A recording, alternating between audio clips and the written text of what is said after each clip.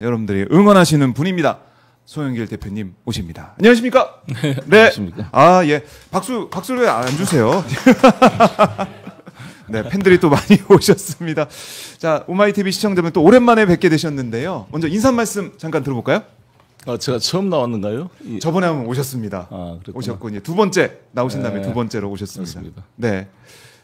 오마이뉴스 시청자 여러분 반갑습니다.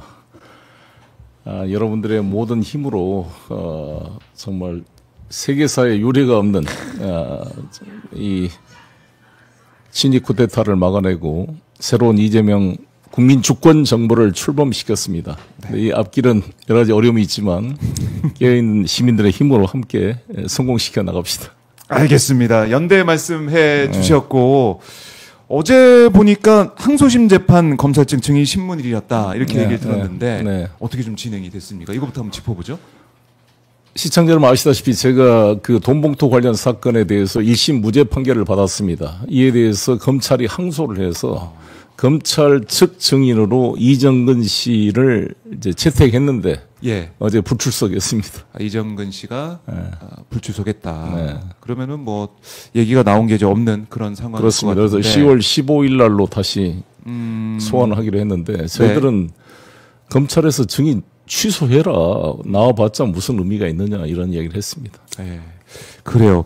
검찰이 또 어떻게 대응할지 좀 지켜봐야겠지만은 일단 우리 대표님께서는 불복하지 않겠다. 이렇게 계속 거듭 다짐하시면서 효창공원 찾으신다는 얘기 들었는데 효창공원을 찾는 이유가 있으십니까? 제가 지난번 서울시장 출마하면서 인천에서 서울로 이제 집을 옮겼는데 처음에 송파에 얹혀 살다가 우리 처형집에서 그러다가 맞아요. 제 아내가 원래 용산 출신입니다. 용산에서 초중고를 나왔어요. 그래서 남정초등학교, 신광여중, 성심여고를 나왔어요. 그래서 그 동네로 이사 왔습니다. 그렇군요. 그러니까 그게 바로 효창공원 옆이에요. 네. 그래서 아침마다 제 강아지 시시 데리고 효창공원에 갔다가 사무사 묘소와 김구주석 묘소에 절을 하고 옵니다. 계속 그 공원을 방문해서 산책하고 거기에 도는 것 그 자체가 어떻게 보면은 계속 견뎌낼 수 있는, 다짐할 수 있는 그런 시간이다라는 생각도 드네요. 네, 거기 가보면 사실 제가 페북에도 썼습니다만 안중근 의사 30살 순국하실 때 나이가 윤봉길 의사 24살 이봉창 의사 31살 백정기 의사가 38살 다 20, 30대 청년의 몸으로 이 나라를 위해 목숨을 바친 분들이라 우리들의 이런 고통은 조족지혈이다. 힘을 얻습니다. 그래요. 자, 저희도 좀 보여드리고 있는데 이렇게 페이스북 글도 좀 보여드리고 있는데 매일매일 다짐하면서 매일매일 다짐하면서 이렇게 효창공을 찾고 있다. 알겠습니다. 굴복하지 않는다. 오늘도 다짐합니다라고 쓴 소영길 대표의 페이스북 글도 좀 보고 있습니다. 자, 이 재판 상황 저희가 계속 지켜보고 있는데 뒤에 시간 되면 더 말씀을 나누도록 하고 현안을 좀 여쭙고 싶은데 지금 조희대 대법원장에 대한 여러 가지 말들이 좀 나오고 있습니다. 그런데 의혹이 불거진 게 한덕수 전 총리 등과 이제 만나가지고 이재명 대통령 공직선거법 사건을 대법원이 알아서 하겠다 이렇게 말했다는 의혹이 제기가 돼 있는 거 아니겠습니까? 근데 어제 한덕수 전 총리도 부인했고 조희대 대법원장도 사실상 이제 부인하는 그런 입장을 내놨는데 이건 좀 어떻게 보셨습니까? 뭐 부인하고 있어서 입증하기가 쉽지가 않을 텐데요. 그 당일 현장에 무슨 녹취록이 있는 것이 아닌 이상. 그런데 현재 서영교 의원과 부승찬 의원한테 제기된 여러 가지 제보가 좀 한두 명이 아니라 한 3명 정도 이게 크로스 체크가 되고 있는 상황이라서 신빙성이 이제 있다고 여겨지는 게인 것 같습니다. 그래서 이에 대해서는 좀 수사가 필요하지 않을까 이렇게 생각합니다. 수사가 필요하다. 수사가 필요하다. 그리고 이 사건과 상관없이 어찌됐건 조희대 대법원장의 그 행태가 좀 이례적이었잖아요. 특히 6월 3일 대통령 선거를 앞두고 5월 1일 날 이 대법원 전원합의체 선고 날짜가 잡혀서 누구도 저도 그때 구치소 감옥 안에 있었습니다만 다 이게는 이제 항소심에서 무죄가 나왔으니까 대법원도 당연히 그냥 검사의 상고를 무죄 확정으로 될 걸로 다 예상을 했는데 그걸 파기환송을 보고 모든 법조인들이 뭐 실체 내용은 별도라고 이런 이례적인 절차가 있느냐. 그리고 더구나 대통령 선거를 불과 한 달여 앞두고 네.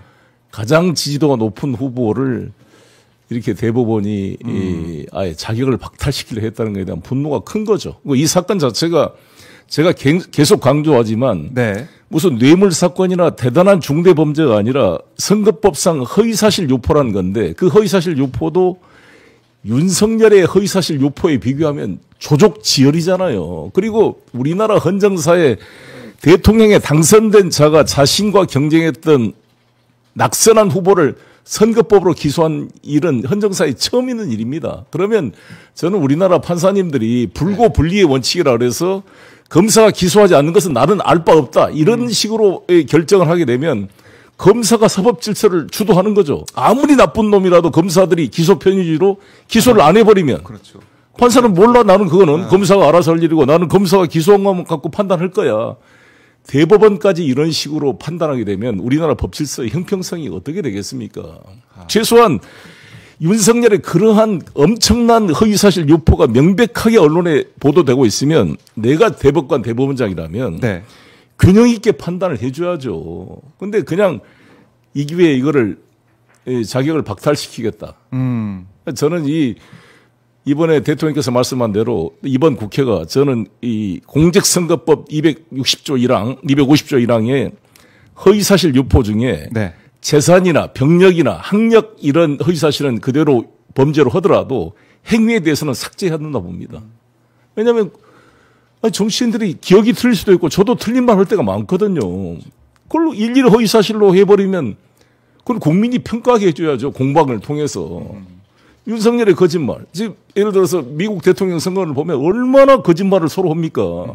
팩트체크해서 바로 거짓이라는 말이 나오는데 이거를 이 범죄 구성 요건에 만들어 놓으면 검사가 선택적으로 아무튼 정치적 야당한테는 적용을 하고 이런 불공정한 일이 벌어지는 거죠. 네. 그래서 저는 적어도 대법관 정도 되시는 분들은 이런 것을 종합적으로 판단해서 이 균형을 잡아야지 완전히 정치 세계로 뛰어들어서 스스로 사법부 독립을 아무튼 위험하게 만든 행위를 자초한 거잖아요. 조희대 씨가.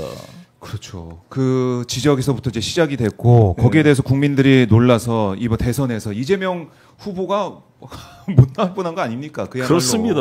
좀 아찔한 상황이었는데 거기에 대해 조희대 대법원장 뭐 이런 방구 하나 없이 그냥 저러고 있고 그리고 9일 만에 그거를 판단을 내리고 6만 쪽 되는 자료를 다 보고 대법원 그 안에서도 이거 자료 검토 제대로 안 됐다는 얘기가 나올 정도로 그렇습니다. 부실하게 결론을 내리고 유죄 취지로 파기환송해버렸다. 그러니까 이재명 후보를 대선에 못 나오게 하기 위한 그런 전략 차원에서 한 게 아니냐는 의심을 계속 가질 수밖에 없잖아요. 이 자체가. 그런 의심을 가지고 있는데 예. 지금 부승찬 의원이나 서영교 의원이 제기한 대로 그 네 사람이 만났다. 만약 한덕수, 조희대, 네. 뭐 정상명, 김충식. 김충식 넷이 만나 이런 행위를 했다면 이거는 거의 반헌법적 내란 행위가 아닌가. 이것은 뭐 그러면 이제 그에 대해서 조희대 대법원장이 어제 부인 성명을 발표했죠. 그러면 이제 이걸 입증하려면 그거를 제보했던 사람들이 네. 수사기관에서 조사를 받을 수밖에 없지 않느냐. 그렇겠네요. 이렇게 생각합니다. 그리고 서영교 민주당 의원이 어제 저희 방송에서도 얘기했지만은 이제 벌써 이제 1년 전에 조희대 이 대법원장이 윤석열 당시 대통령에게 이재명은 대선까지 갈 일이 없다. 뭐 이재명 건이 대법에 올라오면 대선에 못 가게 해결하겠다. 이런 얘기를 했다는 거예요. 그걸 이제 서영교 의원이 제보를 받았다는 겁니다. 1년 전부터. 근데 이제 언론이 보도 않다가 부승찬 의원이 대정부 질문에 김민석 총리를 상대로 질의를 하니까 이제 물 위로 올라온 거죠. 그 정도까지 됐다면 이게 근거 없이 저렇게 되기는 쉽지 않잖아요. 네. 그러니까 뭔가 진위를 파악해야 된다고 봅니다. 서영교 의원은 이제 보수 진영 믿을 만한 사람에게 고위직에 있었던 사람한테 제보를 받았다라고 얘기하고 있는데 이건 뭐 수사를 통해서 밝혀야 되는 그 부분이죠. 그러니까 이번에 법무부에서 감찰해가지고 그 이화영 그 연어 술파티 사건도 얼마나 언론이 그때 거짓말을 하고 수원지검 이 친구들이 다 뭐 38명 교도관을 확인해 보니까 없었다 그랬잖아요. 네. 정말 나쁜 놈들 아닙니까? 제가 구치소에 있어 보니까요. 저도 이제 검찰청이나 법원에 출정을 나가잖아요. 그러면 이제 대검찰청 지하실에서 일단 대기를 합니다. 네.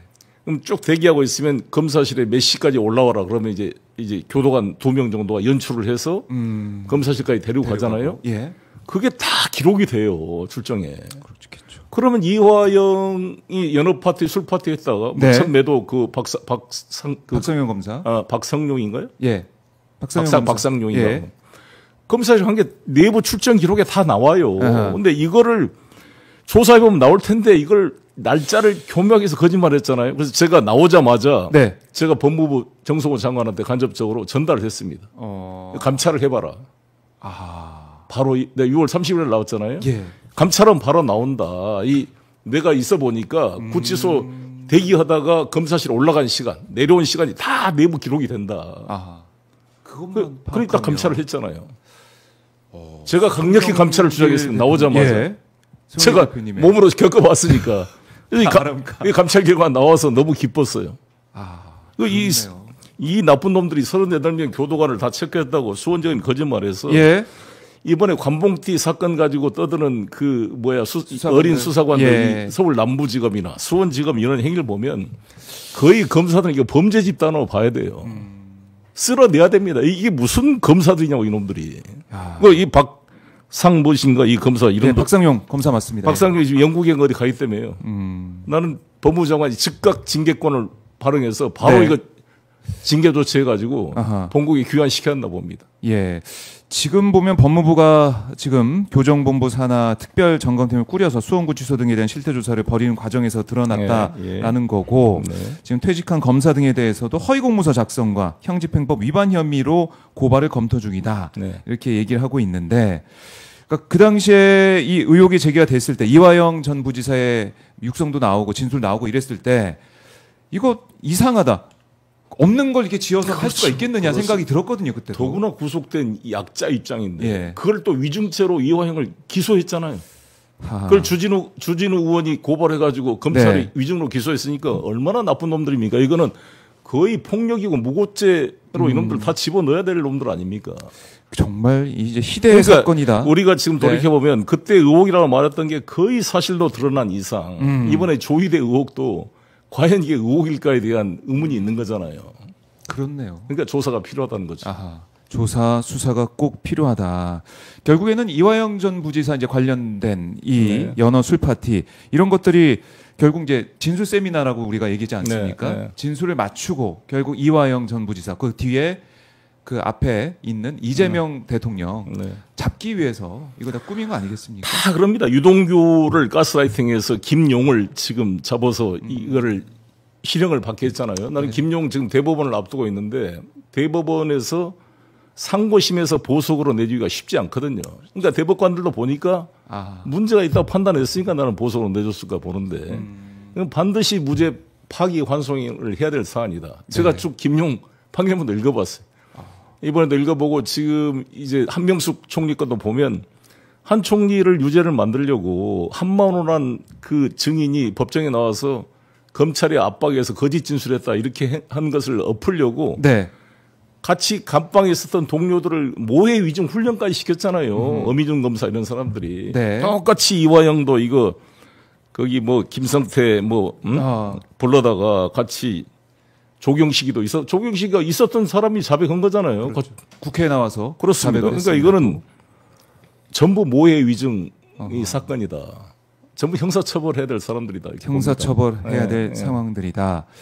이거는 감찰 또 수사를 통해서 밝힐 수밖에 없는 부분이라서 그렇습니다. 이걸 덮고 갈 수가 없다. 진실은 밝혀질 거다라는 생각이 들고 자 한동훈 전 국민의힘 대표가 입장을 좀 냈는데 이거 잠깐 짚고 들어갈게요. 보시죠. 조희대 한덕수 이제 회동설 이게 청담동 술자리 2다. 민주당에서 가짜뉴스 터트리고 있다. 이 공작 구조가 똑같다. 이렇게 비난을 했는데 이 발언 좀 어떻게 들으셨습니까? 청담동 술자리 사건에 대해서 제가 판결문도 읽어봤는데 어떤 문제가 있었냐면 그 지금 강진수 뉴탐사 강진구 기자가 지금 패소를 했잖아요. 손해배상에. 그런데 좀 이상한 게 뭐냐면 아니, 한동훈 자기가 법무부 장관이면 모든 차량 기록이나 공식 일정에서 청담동 술자리 그 시간에 자기가 다른 곳에 있었다는 알리바이를 제공하면 바로 확인이 될 텐데 재판부에서 수없이 제출하도 한 번도 제출을 안 했어요. 그러니까 이것 자체가 민사 손해배상이 됐다 그러지만 네. 이것은 형사 사건으로는 이거는 유죄가 될 수가 없을 거예요. 그래서 저는 이것도 대단히 의문스러운 게 있는 거예요. 한동훈이가. 아니, 왜 법무부 장관이라는 공적 인물이 그 시기에 청담 술자리 그때 자기가 다른 곳에 있었다는 것을 운전기사의 증언이나 아니면 블랙박스나 객관적으로 증명할 수 있는 것들을 구글 타임 라인이나 몰라도 제공할 텐데 지금까지 제공을 못했다는 거 아닙니까? 그러니까 한동훈이 이걸 가지고 청담동 술자리처럼 이 조이대를 옹호하는 것은 네. 문제가 있다고 보여지고 이 한동훈이란 자는 정말 그 김영철 그 부장검사 네. 장시호라 어떤 불륜 관계가 의심되는 자와 함께 태블릿 PC를 조작해서 박근혜 대통령을 구속 기소할 때 썼던 사람이라고 보거든요. 여러 가지 나는 한동훈이 지금까지 했던 범죄 행위가 만만치 않다. 윤석열은 검사를 잘 모르고 예. 공부도 안 되고 그냥 일하는 걸 싫어하고 술 먹기만 좋아해서 실제 일은 전부 한동훈이 했다는 거 아닙니까? 모든 그때 검찰의 조작 수사나 이런 것은. 그래서 나는 오히려 이런 이 검사의 범죄 행위의 핵심 주범은 저는 한동훈이라고 생각합니다. 그래요. 이제 한동훈 전 대표 내란의 밤 관련해서도 뭐 이 재판에 좀 나와서 진술 좀 해달라고 하고 있는데 그건 또 안 나간다고 그러고 있고. 나가면 이제 배신자로 찍혀서 자기가 안 될 것 같으니까. 그러니까 죽도 밥도 아닌 거죠. 저는 한동훈이 그때의 내란의 밤 때 네. 탄핵 찬성 그리고 계엄 해제한 것은 높이 평가합니다. 그 부분은 뭐 공과를 따져서 높이 평가하는데 네. 헐라면 중심을 가지고 끝까지 갔어야지. 거기서 또 타협해서 한덕수랑 함께 윤석열이 만나가지고 거기서 뭐 공동 무슨 정부를 한다는 거기서 자기의 그 욕심이 다 보여버린 거잖아요. 그렇죠. 이 사람이 진정으로 대한민국 헌정 질서를 위해 싸우는 그런 건강한 보수 정신이 아니구나. 결국 자기 욕심 때문이구나. 이걸 보임으로써 네. 스스로의 기회를 놓쳤다고 봅니다. 그래요. 뭐 지금도 보니까 뭐 락페 뭐 다니고 라방 뭐 이렇게 하면서 그러고 있던데 한동훈 전 대표도 이 사안에 있어서 계속해서 비판을 하고 있는 메시지를 내고 있다. 하지만 한동훈 전 대표 자신을 먼저 돌아봐라. 이렇게 꼬집어 주셨습니다. 네, 한동훈은 사실상 나를 기소한 핵심 아닙니까? 한동훈의 직계인 김영철이 코바나 컨텐츠는 무혐의 처분하고 저 돈봉투 사건을 수사하기 시작했어요. 그 후임으로 최재훈이란 후임 부장검사가 네. 도이치모터스를 무혐의 처분하고 저를 기소한 사람입니다. 그래서 내가 김영철, 최재훈, 네. 한동훈은 반드시 그 대가를 치르게 만들 것입니다. 끝까지 추적해서 난 한동훈은 법의 심판대에 세울 생각입니다. 네. 알겠습니다. 자, 한동훈 전 대표 법의 심판대에 세우겠다라고 송영길 대표가 강조해 주셨고, 자, 오마이TV를 통해서 지금 실시간으로 함께하고 계십니다. 유튜브 방송 보면 이게 실시간이냐 다시 보기냐 말씀 많이 하시는데 네. 지금 시간이 오전 9시 20분 실시간으로 송영길 대표 함께하고 계신데요.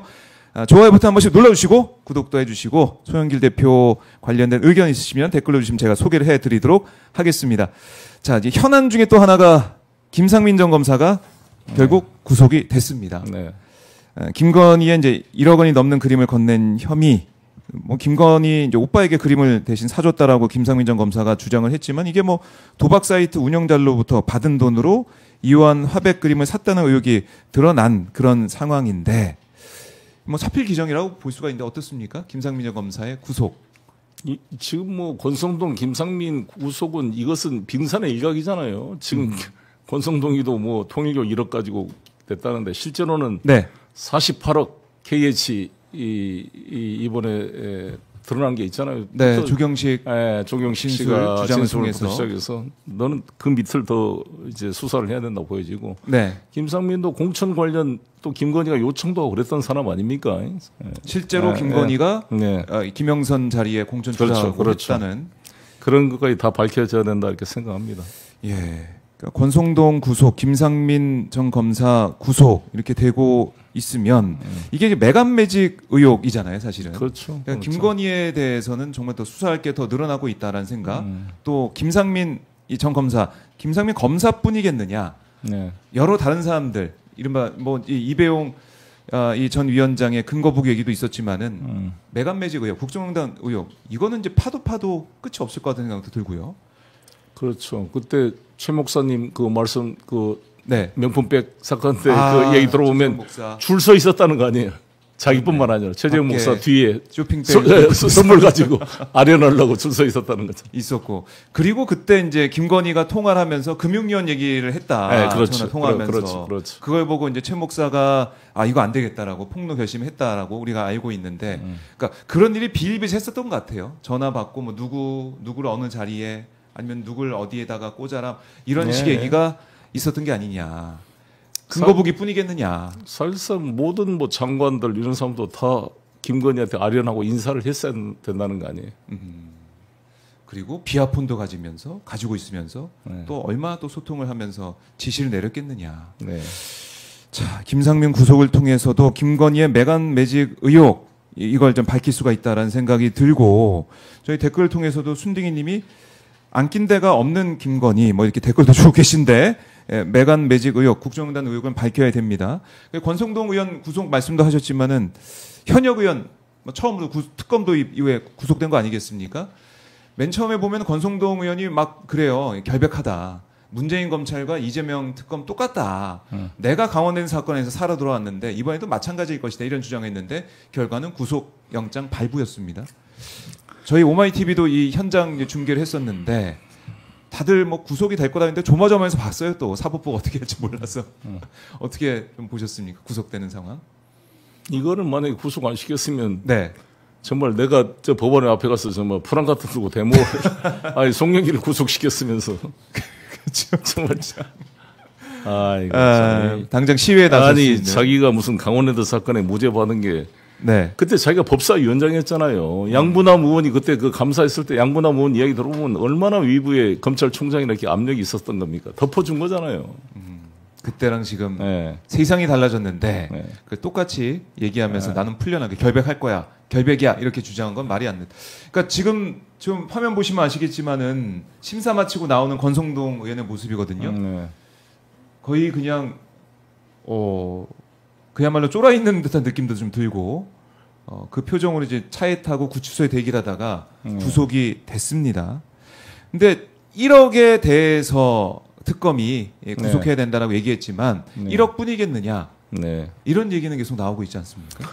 그렇죠. 그러니까 알펜시아를 지금 용역 이제 인수해서 용역 관리했던 KH 그룹의 문제 골프장 뭐 위탁 과정에서 논란이 됐었잖아요. 그게 이제 이철규와 그 권성동 간의 알력 싸움도 있었다는 건데 그 과정에서 편의를 봐주고 또 배상윤이 이 KH 그룹 회장이 사실 김성태하고 의형제 같은 사이였잖아요. 이 대북송금분도 관련이 돼 있고 그러니까 대북송금 관련해서 이재명을 엮어주면 배상윤이 더 들어오면 마사지를 해서 약하게 처벌하게 해주겠다. 그리고 48억을 내놔라.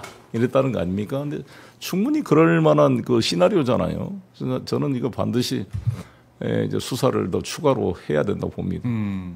통일교 이 수수 이 건 의혹도 그렇고 그다음에 배상윤 얘기하셨지만은 이게 진술이 또 나오고 있고 의혹 제기가 있기 때문에 이것도 하나하나 밝혀내야 된다. 이게 통일교 건도 그 진술을 보면 아니 그 윤용호란 자가 그 김건희 녹취록에 보면 교회만이 아니라 학교와 기업체까지 동원한 것은 이번이 처음입니다. 그렇게 윤석열을 도왔다는 거 아니에요. 그래서 저는 이제 이 1억 문제도 대선 자금으로 쓰라고 후보를 잘 써달라고 부탁했다는 거잖아요. 네. 그럼 이게 이제 선거법 위반이 본격화될 텐데 제가 아시다시피 2024년 7월 25일 날 내가 윤석열을 고발했잖아요. 이 허위사실 유포. 자기 처가 뭐 손해봤다. 뭐 장모가 10원 한 장 손해 끼친 적 없다. 일단 4가지를 고발했는데 이것을 서울중앙지검에서 정권 교체가 되니까 수사를 했어요. 나를 불렀어요. 감옥에 있는데 검사실로. 그래서 조사받았는데 특검으로 이관했다고 저한테 통지가 왔더라고요. 제가 고발한 사건이. 그래서 이번 특검에서 이 선거법 위반 이걸 제대로 조사해서 기소를 하게 되면 저는 유죄 판결이 날 수밖에 없고 그럼 당선 무효형이 될 거라고 봅니다. 당선 무효형. 윤석열 자체가 대통령 직위 자체가 무효화되는 거죠. 그러면 100만 원 이상 벌금액이 나오면 그러면 국민의힘이 뭐 370억인가 대선 자금 다시 토해놔야 돼요. 토해내고 어차피 정당 해산 청구가 갈지도 모르고 그래서 국민의힘은 사라질 수밖에 없지 않을까 이렇게 생각합니다. 나비효과 후폭풍처럼 국민의힘 이 선거 자금 다시 대선 자금 토해내야 된다. 야, 이게 그렇게까지 연결이 되는 큰 건입니다. 큰 건이고. 그렇습니다. 송영길 우리 대표 고발인 조사도 받고 열심히 조사에 또 응했기 때문에 이게 특검에 가서 또 조사가 되는 상황 아니겠습니까? 네. 이 진짜 오마이뉴스 여기서 한 개 말씀드리고 싶은 것은 우리나라의 가장 큰 또 종교 집단이 개신교 아닙니까? 크리스찬 여러분들께 호소하고 싶은 것은 목사님들. 목사님들? 아니 그렇게 목사님들 만날 때마다 제가 인천시장 때 목사님들 만나면 통일교하고 신천지 이런 이단에 대해서 얼마나 강조한지 몰라요. 시장님이 도와주세요. 이 교회 이런 거 만드는 거 뭐 신천지가 교회 신청하면 그 끝까지 막아주세요. 저도 협조를 다 해줬어요. 그러던 분들이 어떻게 신천지와 이런 통일교가 지지하는 이 윤석열을 같이 연합해서 지지하고 그들을 옹호하냐고요. 그러면 여러분들이 말한 그 신앙 우상 숭배 금지 십계명을 다 위반한 이런 어떤 자기를 하나님이라 말하고 보혜사 성령이라 말하는 이만희와 자기가 독생녀라고 말하는 이 한학자를 같이 협력하는 이런 사람들이 어디가 있습니까? 여러분들의 신앙은 그게 진실입니까? 좀 호소하고 싶어요. 그렇네요. 네? 독생녀라 그래서 지금 한학자 씨가 지금 자기가 독생녀 마치 그 결혼하지 않는 그냥 처녀의 몸에서 잉태된 것처럼 이야기하고 있잖아요. 이분을 찾아보면 자기 엄마가 홍순애입니다. 43년생 평남 출신으로 나오는데 아버지 정보가 없어요. 검색을 해보면 그러니까 독생녀라는 것을 이제 강조하기 위해서. 근데 이것도 다 찾아봐야죠. 이게 허위이지 않겠어요, 전부 다? 그래요. 이 종교가 이 정치에 이제 개입한 의혹. 통일교 의혹, 뭐 신천지 의혹 이런 것들이 쏟아지고 있는데 그런 가운데 뭐 장동혁 대표는 부산에 이제 세계로교회 찾아가서 손현보 목사가 심호하고 있는 거기 찾아가가지고 뭐 싸우자 뭐 이런 얘기도 하고. 그 제정신이 아니야. 나는 게 장동혁이나 장동혁, 나경원, 김기현 이런 사람이 다 판사였잖아요. 맞아요. 판사 출신입니다. 그러니까 끔찍한 생각이 들어요. 저런 사람들이 판사였구나. 지금도 저런 유사한 판사들이 우리 사법부에 그냥 또아리를 틀고 있구나. 그 앞에 재판받는 그 입장에서 정말 판사 하나한테 모든 것을 맡기는 이 제도가 얼마나 위험한 것인가. 그러니까 앞으로 배심제와 참심제로 국민이 참여해야죠. 로스쿨 1학년 학생이라도 판단할 수 있는 거를 AI를 했으면 더 균형있게 판단할 거를 이상한 판결을 하는 이 지기현 같은 이런 자들을 판사로 우리가 놓고 지금 목을 메고 있다는 게 너무 분노스러워요. 오늘 그래서 내란 전남 재판부 법이 오늘 제출된다 그러더라고요. 그러니까 우리가 이제 검찰 개혁을 계속해서 외치고 검사들의 이제 폐에 대해서는 많이 들어왔는데 사법부에 대해서는 그래도 일말에 그래도 민주주의 최후의 보루가 사법부 아니냐라는 생각을 해왔는데 이번 이 이재명 대통령에 대한 재판 과정 또 조희대 대법원장의 파기환송이 결정하는 이런 모습들 지기현 판사의 나를 시간으로 계산하는 이 모습을 보면서 우리가 알던 사법부가 아니네? 이런 생각을 많은 국민도 하게 된 것 같아요. 이번 기회에. 맞습니다. 시청자 여러분, 우리 특히 보수적인 태극기 부대 국민 여러분께 제가 호소드리고 싶은 것은 여러분들이 가장 존경하는 대통령 이승만이라고 그러잖아요. 이승만이 얼마나 사법부를 핍박했습니까? 그때 사법부의 독립을 지키려고 싸웠던 사람이 가인 김병노 우리 초대 대법원장입니다. 우리 판사님들은 가인 김병노의 그런 대쪽 같은 그 의기를 배워야 되고요. 가장 죽산 조봉암을 무죄 판결한 유승진인가요? 그 판사를 빨갱이 판사로 몰아붙이고 핍박하던 대표적인 인물이 이승만이고 박정희입니다.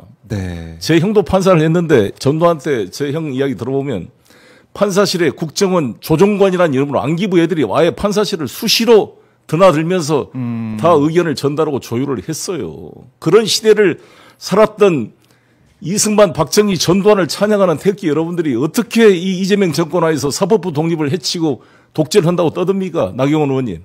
네? 다들. 그렇네요. 정말 기가 찰 노릇입니다. 이 판사 출신 정치인들, 국민의힘에 있는 정치인들 모습을 보면 판사에 대해서, 사법부에 대해서 다시 한번 또 생각할 수밖에 없다라는 건데, 사법부의 개혁, 사법개혁은 피할 수 없는 과제가 됐고 민주당에서 잘 할 거라고 또 많은 분들이 기대하고 계십니다. 자, 다시 이제 저희가 뭐 통일교 얘기하다가 네. 이쪽 약간 좀 흘러왔는데 네. 통일교 한학자 총재가 어제 특검에서 조사받지 않았습니까? 네. 네. 어제는 부축을 받으면서 네. 왔는데 9시간 넘은 다음에는 휠체어 타고 돌아갔더라고요. 많이 또 기력이 또 세했는지 모르겠지만은 이렇게 부축받으면서 왔다가 휠체어 타고 돌아가면서 돈이나 목걸이 이거 줬냐 권성동 의원한테 그런 질문에 내가 그럴 필요가 있냐 뭐 이렇게 반문했다고 그래요. 자신은 뭐 혐의를 이제 부인하는 그런 모습을 계속 보였는데 특검팀이 어떻게 할 거라고 보시고 어떻게 된다고 좀 말씀하시겠습니까? 이 사안에 대해서는? 뭐 제가 자세한 거는 예, 한학자 총재에 대해서 뭐 영장 청구 가능성도 제기가 좀 되고 있는 것 같기도 한데 네. 뭐 어디까지 조사가 되는지 알 수는 없지만 네. 특검이 뭐 특별한 거침없이 잘 성의 없이 수사를 하고 있다고 생각이 듭니다. 네. 한학자 씨도 독생녀의 거의 뭐 신적인 존재로 자기를 묘사하면서 네. 휠체어 타고 아프다고 이런 거 보니까 본인도 인간임을 자백하고 있는 것 같습니다. 그리고 또 강한 모습, 일체적으로 강한 모습 보여야 되는데 어제는 그런 모습이 안 보였다라는 거고 세 차례나 불응을 했고 또 혐의를 부인하고 있고 이걸 어떻게 보면 수사기관, 그러니까 특검 입장에서는 구속영장을 청구 이거 검토할 만한 사안이다. 그렇습니다. 지금까지 여든 야든 예. 우리나라 역대 정치 모든 세력이 이런 이 종교 집단에 대해서 너무 이렇게 의식을 하고 이 제대로 하지 못한 면이 있었잖아요. 근데 이재명 그렇죠. 대통령 때 아마 처음으로 신천지 이만희 집 앞에까지 가서 이렇게 정면으로 이것을 이제 부딪힌 거잖아요. 그렇지. 그 덕분에 사실 떨어진 면도 있습니다. 신천지 표 24만 표로 우리 24만 표로 졌는데. 네. 아니 그렇게 신천지와 맞서 이렇게 싸워준 이재명 그 경기도지사를 보수 기독교인들이 정말 고맙다고 도와줘야 되는데 평소에는 신천지에 대해서 그렇게 비난하던 기독교인들이 같은 편이 돼가지고 윤석열을 지지한다는 것은 자기 모순인 거죠. 정말 손을 얹고 돌이켜 봐야 됩니다. 우리 기독교인들. 그것도 그렇네요. 그렇잖아요. 예. 지금 아니 제가 그때 이야기했죠. 내가 윤석열한테 전화했다니까 그때. 그때는 제가 여당 국회의원이니까 윤 총장. 네. 예, 나한테 잘했어요 그때. 말하면 예, 네. 의원님 그러고. 아니 경기도지사가 이만희 집을 가서 코로나19 그 예. 감염 경로를 갖기 위해서 환자 명단 내놓으라 그러는데 왜 압수수색을 안 합니까? 그때 추미애 장관께서 지시까지 했는데. 네. 뭐라고 하던가요 그때? 뭐 거기 가면 무슨 감염 확산 우려가 있고 뭐 이런 소련 말을 했다니까요. 못 알아먹겠다. 나중에 보니까 타 대선을 위해서 거기도 영매니까 거기 잘 대해라 그랬다는 거 아니에요? 건진인가 뭐 천공인가. 그러니까 이런 좀 황당한 인간을 좋아. 그러면 어떻게 기독교 표도 없고 신천지 표도 없고 통일교 표도 얻을 수가 있냐 이 말입니다. 모순이에요. 우리나라 기독교인 여러분.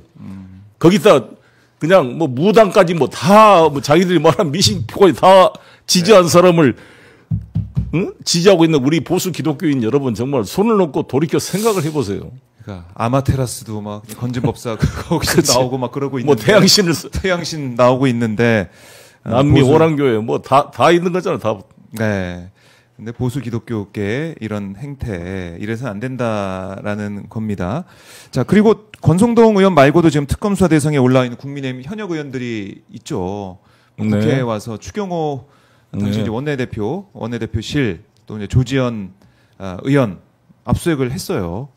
그럼 다음 구속 주자, 그러니까 구속될 가능성이 큰 사람 추경호 전 원내대표가 볼 수가 있습니까? 어떻게 예상하세요? 그런 것 같습니다. 아마 추경호가 근데 지난번에 한덕수 총리 영장이 기각되니까 상당히 이제 더 보완 수사를 해서 조심스러운 것 같아요. 저는 이번 법원이 한덕수 기각을 보면서 네.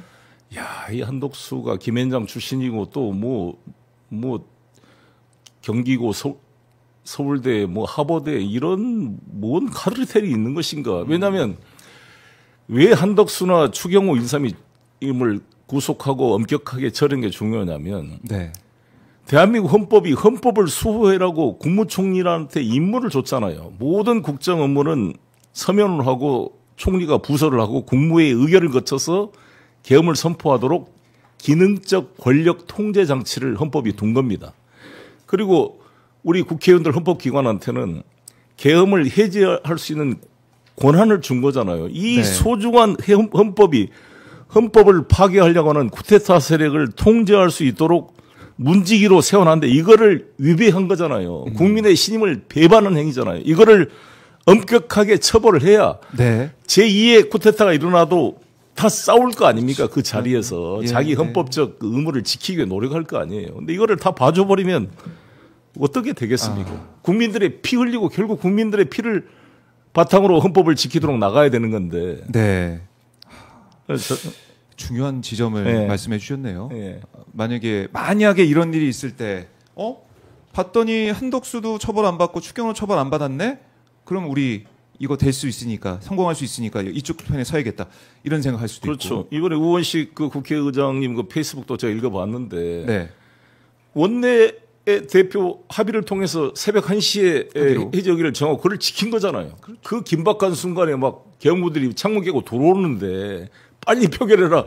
나도 계속 불안해서 전화를 막 그 의사당 안에 의원들하고 하고 있었거든요. 근데 딱 잘했죠. 우원식 의장이 정확히 지켜서 1시에 했는데 추경호가 이렇게 합의를 해놓고 자기는 안 나온다는 것은 결국 계엄군들이 들어가서 의원들을 끌어내서 의결 종족수가 안 되도록 시간을 벌기 위해서 국회의장을 네. 속이고 이렇게 합의를 1시에서 계속 전화를 했다면 이것은 용서할 수 없는 배반 행위 아닙니까? 그렇죠. 난 그게 보이잖아요. 이걸 입증이 된다면 반드시 구속 기소해야 될 사람이다 이렇게 봅니다. 네.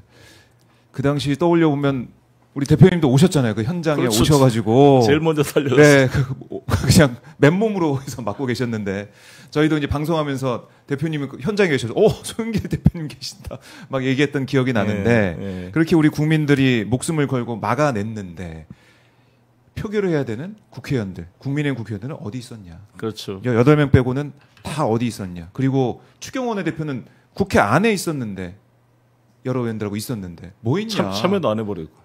대표실에 있으면서. 김상욱 의원님한테 내가 자세히 들어봤습니다만 한동훈 대표도 바로 본회의장으로 오지 않고 예결위 의장에 맞아요. 앉아서 거기서. 이 양쪽을 눈치 보고 있었던 거라 봐요. 어디로? 세카키하라 전투에서 고바야카와가 예. 양쪽에 서군, 동군, 도쿠가 이에야스군하고 네. 이시다 미스다리군하고 싸울 때 딱 어느 쪽이 이길까 보고 있던 것과 비슷한 위치가 나는 한동훈이었다라고 생각합니다. 그렇네. 그래서 재판에 나가서 증언 안 하려고 그런지 모르겠어요. 찔리는 게 있는지. 끝까지 기회주의적인 모습을 보였다고 봅니다. 끝까지 기회주의적인 모습 보이고 있다. 자, 추경호 조지현 의원 사진도 좀 보여드리고 있는데 국힘 8인 겨누고 있는 내란 특검 이렇게 보도가 지금 계속 나오고 있습니다. 내란 특검에서 이걸 당연히 수사를 지금 하고 있고 끝을 낼 거라고 생각을 하고요. 국민의힘 이러다 보니까 거의 이제 몰려 있는 그런 상황이다 보니까 윤석열과 절연도 못 하고 국민들이 내란 정당 아니냐, 해산해야 되는 거 아니냐 이런 얘기가 나올 수밖에 없는데 장동혁 대표는 보수 기독교계 만나서 힘을 좀 실어달라고 얘기하고 있는 것이고 또 이른바 아스팔트 우파를 결집해가지고 좀 지켜달라 이런 전략을 좀 펴는 것 같은데. 이건 내년 지방선거도 있고 있는 상황에서 이 전략이 먹히겠습니까? 어떻게 보세요? 오마이뉴스가 열심히 노력하시고 우리가 같이 국민들을 설득해서 이겨내야죠. 예. 그리고 지금 이재명 대통령께서 너무 잘하고 계시고 이재명 대통령이 성남시장 시절에 시장실에 CCTV를 놔뒀다는 거 아니에요. 네. 그런 것처럼 지금 모든 걸 투명하게 국무회의를 하고 있는데 내가 꼭 하나 칭찬하고 싶은 게 네. 모든 대통령 후보들이 후보 시절에는 자기가 국무위원들 중심으로 국정을 끌고 가겠습니다. 그럽니다. 그런데 일당 되고 나면 네. 전부 비서관, 수석 비서관들, 자기 비서관들 데리고 일을 다 해버려요. 그러면 국무위원들은 껍데기가 되고 장관은 껍데기가 됩니다. 일반 공무원들이 봤을 때 우리 대통령께서 우리 장관하고 소통하는 게 아니라 수석들하고 소통하는구나. 그래서 우리 문재인 정부 때도 수보회의라고 그랬잖아요. 수보회의, 수석보좌관회의. 네. 제가 다 보면 왜 대통령께서 수보회의를 생중계하고 거기서 중요한 이야기를 하십니까? 그러면 공무원들이 수석들을 보고 다 장관은 껍데기로 만들어서 장관이 그 부처를 끌고 갈 수 있는 힘이 안 나옵니다. 그럼 어떻게 됐어요? 공식 조직 껍데기가 되고 다 수석들, 비서관, 보좌관들이 실권을 장악하게 되는 거예요. 김부겸 장관, 김영춘 장관한테 이야기 들어봤더니 한 번도 대통령 독대를 못했다는 거잖아요. 다 수석들이 이야기를 합니다. 그런데 우리 이재명 대통령은 아마 처음일 것 같은데 국무회의를 생중계하면서 국무회의 중심으로 하잖아요. 이게 정상적인 거거든요. 옛날로 말하면 의정부, 조선 왕 때 말하면 의정부 그 내각에서 국정을 하는 겁니다. 안 그러면 다 환관이 하는 거잖아요. 환관 국정을 운영하면 국정이 어떻게 되겠습니까? 네. 영의정, 좌의정, 우의정 그렇죠. 앉혀놓고 사관원, 사관부, 홍문관 앉혀놓고 네. 국정을 끌어가야지. 그래서 네. 너무 잘하고 있다 이렇게 생각합니다. 네, 잘하고 있다. 이 당정대가 똘똘 뭉쳐서 가고 있다라는 거고. 국민의힘에서는 지금 나경원 의원 같은 경우가 이제 상임위 법사위 와서 간사 시켜달라고 계속 그러고 있잖아요. 이거 어떻게 보고 계십니까? 관전평. 추미애 법사위원장이 너무 점잖하게 정리를 잘하시고. 점잖하게 정리를 잘하고 있죠. 부결이 돼버리고 우리 추미애 법사위원장 되시더니 많이 자제를 하시는 것 같습니다. 아주 회의를 또 이끌어 가셔야 됩니다. 단호하게 점잖하게 딱 일침을 딱딱 네. 놓고 있는 것 같습니다. 그리고 무슨 오선 의원이 간사를 하려고 그래요, 그걸. 그러니까 그것도 이제 남편도 판사인데 지금 피감기관인데.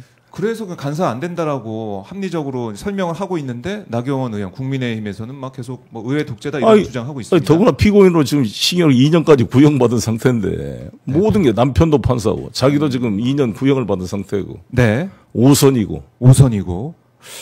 그러니까요. 간사를 시켜주는 게 이상한 상황인데 그리고 법사위에 온 것도 이해가 안 되는데 네. 여기에 대해서 국민의힘은 계속해서 반박 주장을 하고 있습니다. 네. 나경원 의원의 패스트트랙 충돌 사건 이것도 이제서야 그러니까 제가 그런 댓글을 봤어요. 내년 되면 패스트트랙 이 사건이 2019년에 있었으니까 내년 되면은 그 패스트트랙 충돌 사건이 있었던 그때 태어난 애가 내년엔 초등학교 간대요. 그렇게 시간이 많이 흘러버렸습니다. 그러니까 그러면서 이재명 재판 빨리 안 한다고 이렇게 외치니까 참 나는 국민의힘 의원들은 정말 포항제철에서 어디 나온 철판으로 용접을 해서 다닌가 저 정도 뻔뻔해야 되는데 우리 민주당 의원들은 양심적이어서 너무 뻔뻔하지를 못해요 사실. 뻔뻔하지를 못한다. 비교가 된다. 이런 말씀이십니다. 자, 오늘 조희대 대법원장 오늘 아침에 또 출근하는 모습이 찍혔는데 질문에는 아무런 얘기를 또 안 하고 들어갔네요. 입을 굳게 다물고 네. 대법원장 이 대법원으로 출근하는 모습이 찍혔습니다. 조희대 대법원장 지금 뭐 입장을 서면으로 내고 아예 육성으로는 얘기를 좀 안 하고 있는 그런 상황인데요. 이걸로 이제 끝날 수 없는 거 아니겠습니까? 계속해서 진실을 밝혀야 된다, 의혹을 규명해야 된다는 목소리는 오늘도 뭐 출근하는 출근길 모습이 지금 조금 전에 찍힌 사진인데 그런 목소리는 계속 커질 수밖에 없을 것 같습니다. 대표님. 네. 조희대 대법원장에 대해서는 그대로 묵과할 수가 없다. 의혹을 밝히는 객관적으로 증명하는 그런 시간이 필요하다. 이런 목소리가 커질 것 같습니다. 판사님들 내부에서도 의견이 나오기 시작하겠죠. 한번 이번에 송 판사님인가? 또 그렇습니다. 현재 판사들이 또 얘기를 하고 있더라고요. 이제는. 하나 송 씨라고 반가웠습니다. 그렇게도. 네. 그 목소리가 나오고, 내부에서도 이건 아니다라는 얘기가 나오고 있으니까. 네. 주경 판사 문제나. 글쎄요. 전부 다 이 사법부의 독립이라는 것은. 네. 정말 모든 분야로부터 좌우, 뭐, 여론 갈 게 없이 진짜 독립을 해야 되는데, 국민으로부터 독립은 아니잖아요. 저는 이재명 대통령께서 이번에 했던 말씀 중에. 네. 우리 헌법 원리를 정확히 설명했다. 우리 헌법 10조는 국가기관, 통치기관의 기본권 기속성이라 그럽니다. 그러니까 국민의 네. 기본권을 지키고 수호할 의무가 있는 겁니다. 그러니까 대통령이든 대법원장이든 국회의장이든 모두가 수단적 존재잖아요. 네. 우리 이재명 대통령이 항상 강조하는 머슴이다. 우리는 일꾼이다. 그럼요. 우리가 무슨 아니 사법고시 합격했다는 이유 하나로 국민이 선출도 되지 않은 판사가 국민의 생명을 좌우하는 막강한 권력을 가지고 있는데 이것을 마치 그들의 사유물일처럼 이 착각하는 경향이 네. 크잖아요. 이게 국민으로부터 위임된 권력. 그것도 국회의원이나 대통령은 직접 선출된 권력이지만 이 사람들은 간접적으로 위임된 거잖아요. 훨씬 더 사법 자제를 해야 된다고요. 이 대통령께서 사법 자제라는 이야기를 했고 저도 우리의 형법의 보충적 성격이라는 게 뭐냐. 국가의 질서는 다 자체적으로 도덕, 뭐, 의례, 거기 조례를 다 움직입니다. 자체 내부적인 규율을 가지고. 왜 형법이 이 인신 구속에 칼을 들고 함부로 들어가면 안 되는 거잖아요. 최후의 수단이 보충적 성격인데. 네.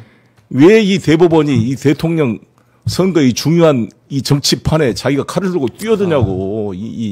이 조이대라는 분이 자기가들이 자초해놓고 사법 독립을 외친다는 것은 자기 모순인 거죠. 그리고 진짜 사법이 자제를 해야지. 자기는 선출된 권력은 아니잖아요. 물론 간접적으로 국회의 동의를 받아서 간접적인 거는 가졌지만 지금은 좀 생각 이상이 바뀌었지만 제가 허영 교수한테 헌법을 배웠는데 허영 네. 교수의 주장이 뭐냐면 민주적 정당성의 크기와 책임의 크기는 비례하는 것이다. 즉 국민이 직접 선출한 대통령의 권한과 대통령이 임명한 대법원장, 국회의 동의를 거치지만 다를 수밖에 없죠. 그러나 우리가 상권 분립을 인정하지만 네. 대통령은 행정부의 수반인과 동시에 국가 원수로서의 삼권 전체를 넘어선 국가의 대표의 기능이 있는 거잖아요. 그걸 이야기한 거 가지고 무슨 뭐 나경원 떠들고 무슨 뭐 우위 떠들고 그러는데 그거는 예. 민주주의 원리를 이해하지 못한 것이다. 그렇네. 민주주의 원리를 정확히 설명해 주셨는데 그러니까 사법부 지난주에 전국 법원장 회의도 있었지만은 네. 사법 개혁할 때 사법부가 이제 사실상 참여해가지고 의견을 내고 함께 개혁에 함께 해야 된다 이런 취지의 얘기를 하고 있더라고요. 아니 나는 각 법원장님들 네. 법원장 회의 참석한 우리 판사님들한테 여쭈고 싶습니다. 네. 아니 서부지방법원에 그렇게 폭도들한테 난동이 났을 때 한 번 모여가지고 한번 성명 한번 냈습니까? 진짜 이 법원의 모든 기능 자체를 네.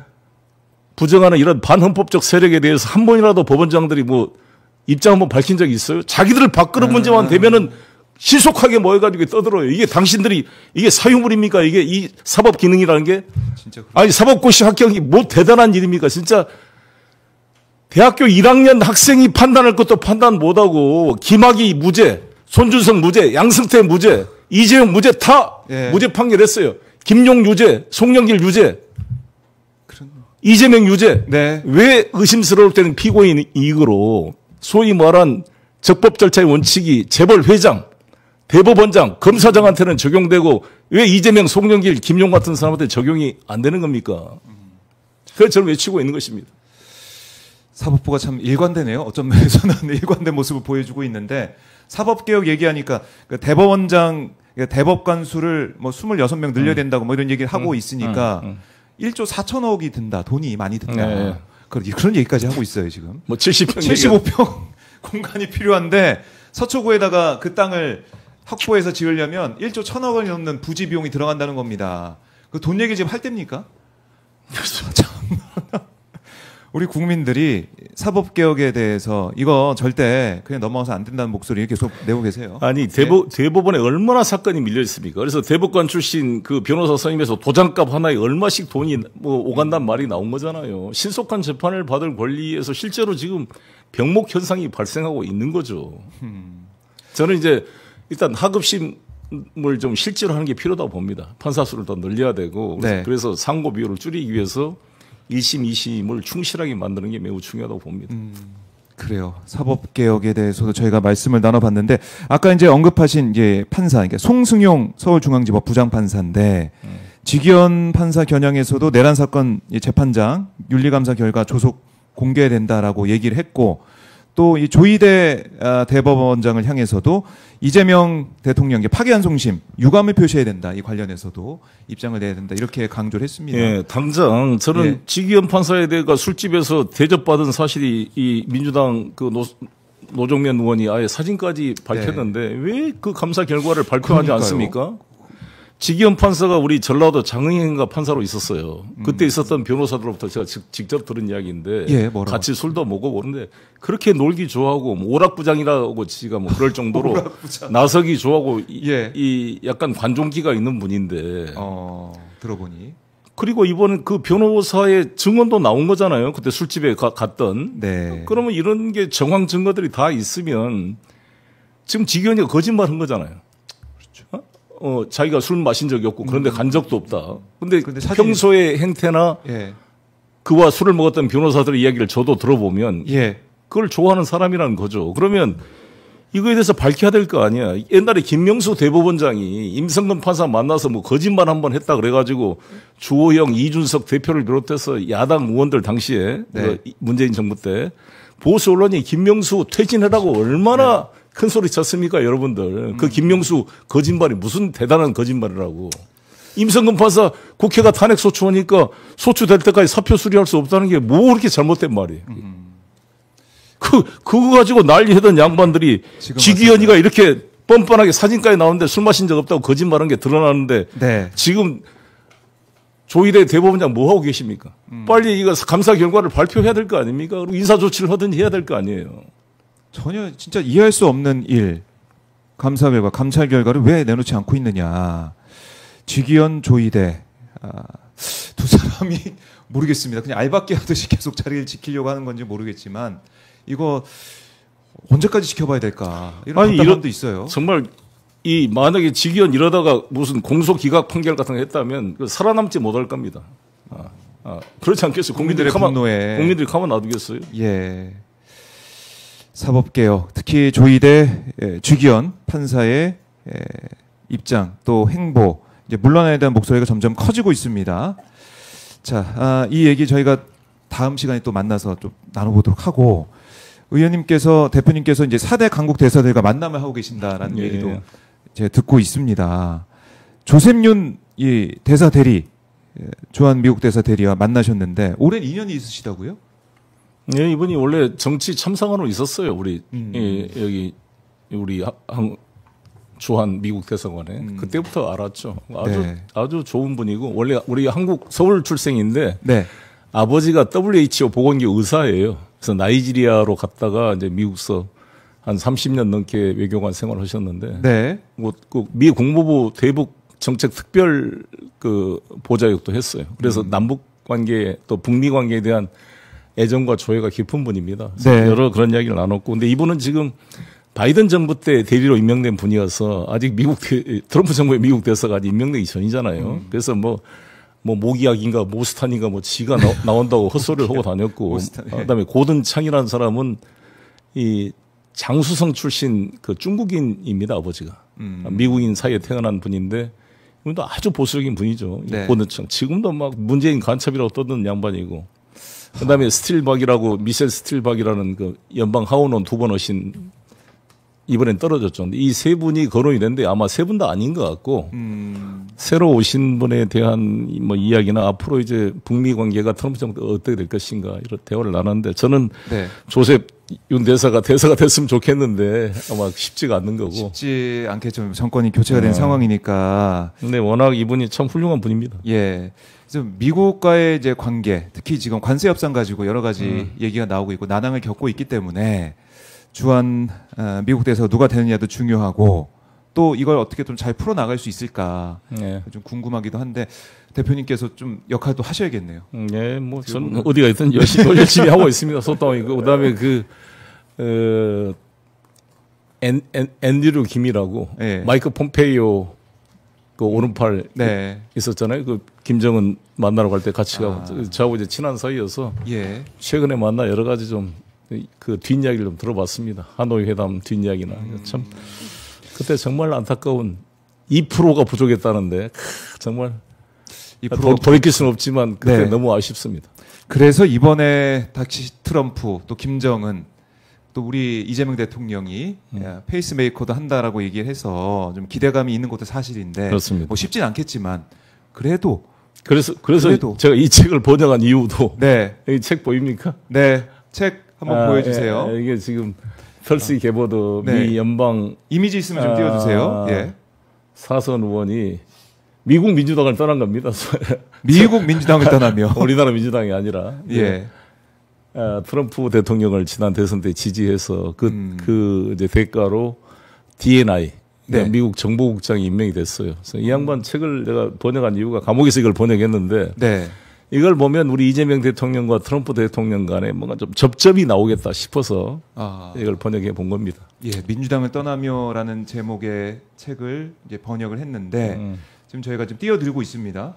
고맙습니다. 네, 이 책을 좀 읽어보면 미국을 더 이해할 수도 있고 북미 간의 관계 이런 것도 어떻게 풀어나갈지 해법이 좀 보일 것이다.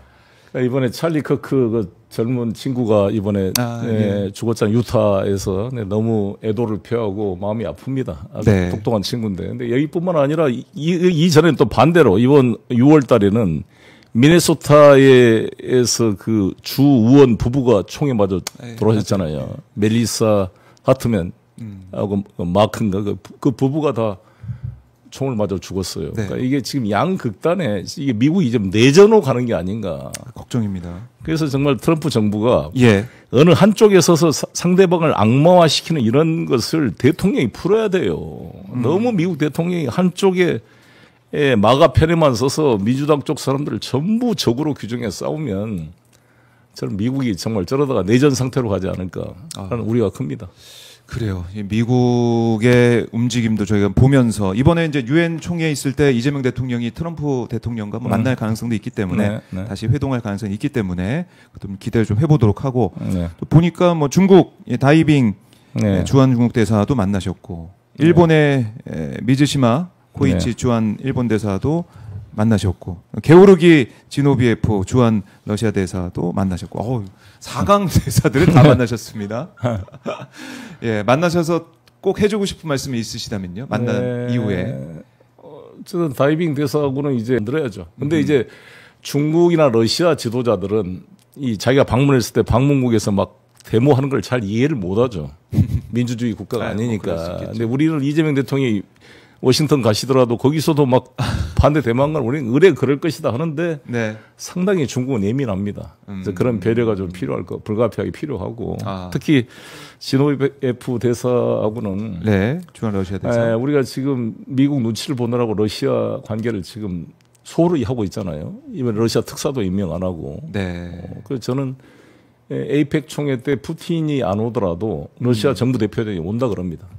그러니까 이 기회 때 이재명 대통령이 러시아 대표단한테 따뜻하게 해주고 해서 뭔가 복원을 해야 되고 지난번에 9월 3일 전승절 행사 때 그 푸틴이 우원식 의장하고 인사하면서 오늘 김정은과 만났는데 뭐 전할 말 있냐 물어봤잖아요. 그게 고마운 일이잖아. 그것은 뭔가 자기가 메신저 역할을 할 수 있다는 것을 암시하는 건데 그 기회를 너무 활용을 못하고 있는 거예요. 그 함의를. 그래서 저는 마치 중국과 미국이 71년도에 막 이렇게 티키타카 하면서 핑퐁 얘기도 하고 막 하면서 뭔가 이걸 따지고 있을 때 파키스탄 대통령이 중간 역할을 했거든요. 주울레 모 대통령의 메시지를 닉슨에게 전달하는 그 역할을 기신자하고 전달하는 그런 역할을 할 수가 있다. 푸틴이 저는 이렇게 보거든요. 그걸 활용해야 되고. 우리 국익을 위해서 또 한반도 평화를 위해서 그리고 지금 이제 우리 현대차 제가 20만 대 공장이 상피터스버그에 있거든요. 그거를 $100에 팔았어요. 러시아 우크라이나 전쟁 때문에 부품 조달이 안 돼요. 경제 제재로 인해서. 근데 그 $100에 판 게 그 바이백 옵션을 가지고 팔았는데 그게 올해 말에 끝나요. 그럼 이게 연장을 해야 될 거잖아요. 그렇죠. 그 공장이 다 $100에 날아가 버릴 수 없기 때문에 그 부탁으로 갔어요. 지노비 대사한테. 뭐라고 하던가요? 같이 뭐 지금 논의를 하고 있다고. 이재명 정부, 이재명 대통령에 대한 기대도 있는 것도 사실이죠. 그렇죠. 러시아나 중국이나. 근데 이제 일본도 여기서 우리 국민들이 중요할 것은 우리나라 언론의 문제가 북중러 삼각 동맹이 모여가지고 신냉전으로 들어갔다고 호들갑을 떨잖아요. 국민의힘이나 우리 보수 언론이. 근데 지노비에프 대사가 이것은 완전히 서방 언론의 프레임이다. 우린 절대 북중러 군사동맹 안 한다. 중국도 그러고 러시아도 그러고 북한도 안 합니다. 그래서 북중러 정상이 천안문에서 9월 3일 행사 때 같이 서기만 한 것이지 3자 회담이 없었어요. 그렇잖아요. 그렇죠. 우리는 틈만 나면 한미일 뭐 국방부 장관, 외교부 장관 정상회담을 하고 있는데 북중러는 한 번도 3자가 모인 적이 없습니다. 자기들은 그렇게 한미일처럼 그게 군사동맹 할 생각이 전혀 없다라는 거죠. 왜 호들갑을 떨고 한미일 군사동맹을 강화시킨 것을 합리화하려고 우리를 이용하느냐. 우리는 한국과 잘 지내고 싶다, 러시아는. 그런 입장입니다. 그럼 북한과의 관계는 뭐냐. 오히려 러시아와 북한과의 관계가 맺어짐으로써 북한이 좀 더 안심을 하게 되고 자신감을 얻어서 이번에 윤석열의 그러한 북의 도발 요구에 침착하게 대응하게 됐다는 겁니다. 그렇게 해석을 합니다. 일리가 있는 해석이다. 예. 역으로 생각해 보십시오. 우리가 북한이 우리 입장이다. 우리는 한미동맹도 없고 미군이 한국에도 없어.